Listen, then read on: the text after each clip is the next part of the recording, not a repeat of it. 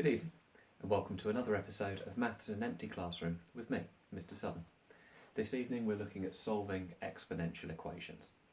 Now, the first thing I want to consider this evening is how you would solve this equation here, 2 to the power of x equals 5. So we're asking what power of x, when you raise 2 to that power, would give you an answer of 5. And what you can do to solve this is you can rearrange it into a logarithm.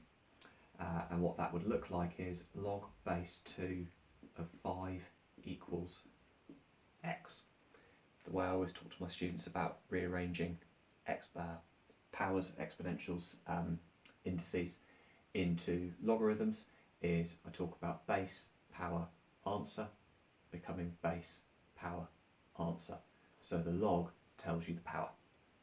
Now, in this case, you can type that into your calculator and it will tell you a number answer which to 3 significant figures is 2.32, which means 2 to the power of 2.32 is 5. Now, what we're looking at this evening is, rather than having a number raised to a power, we've got e, or a particular number, e, the exponential number, raised to a power.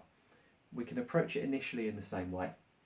So in the same way, as I said, 2 to the power of x equals 5 became log base 2 of 5 equals x. Now I have e to the power of x equals 3. I can rewrite that as log to the base e of 3 equals x. But what we have here, log to the base e, is actually a special function in itself. We talked in the previous lesson about e being the exponential number. Log to the base e is what's known as the natural logarithm. And the way we write that is ln, you hear it pronounced ln. So what that means in this case is the solution to this equation is x equals ln 3, where ln is the natural logarithm.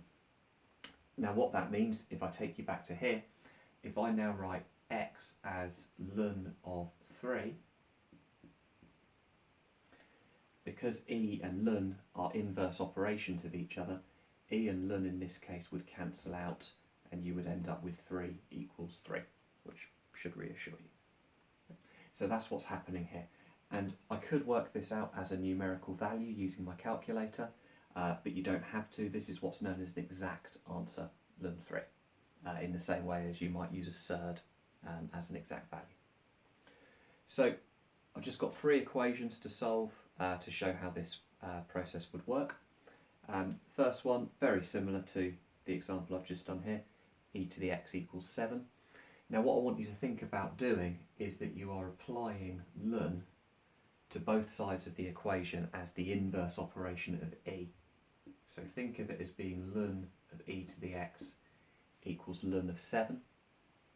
Ln and e, as we've discussed, are inverse operations. They cancel each other out. So on the left side of my equation I've just got x, and on the right hand side of my equation I've got ln 7, which is a number. I tend to put the number part in a bracket so that you can see it's distinct from the ln, and you'll see the benefit of doing that later on when we come to have a fractional value here. Okay. When you become more skilled with this, you won't need to put this step with the blue writing here. You can just say, okay, if e to the x equals 7, I know that x is ln 7 because it's the inverse operation. Happy days.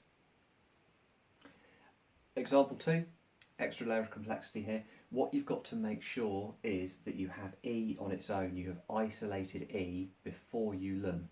So you cannot ln at this stage because the 3 is there. So what we have to do at the very first step of solving this equation is we have to divide both sides of the equation by 3, which gives me e to the power of 2x equals 5. Now I can take ln to both sides because I have e isolated, e on its own. So I'll write it out again the way that I did before. Ln of e to the power of 2x is equal to ln of 5. Ln and e cancel each other out because they are inverse operations, and therefore on the left hand side I'm left with 2x, and on the right hand side I'm left with 5.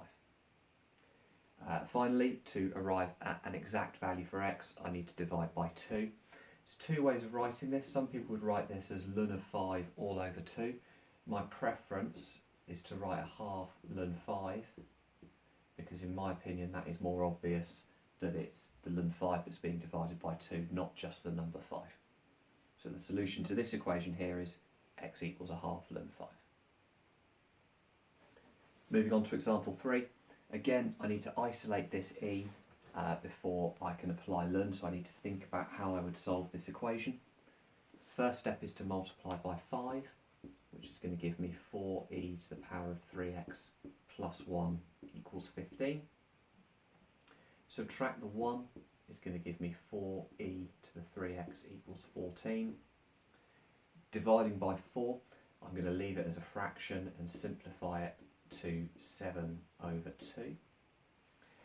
What I'm now going to do on this one, because I'm getting the hang of it, I'm going to skip this step where I write ln in blue, and I'm just going to jump straight to 3x equals ln of 7 over 2.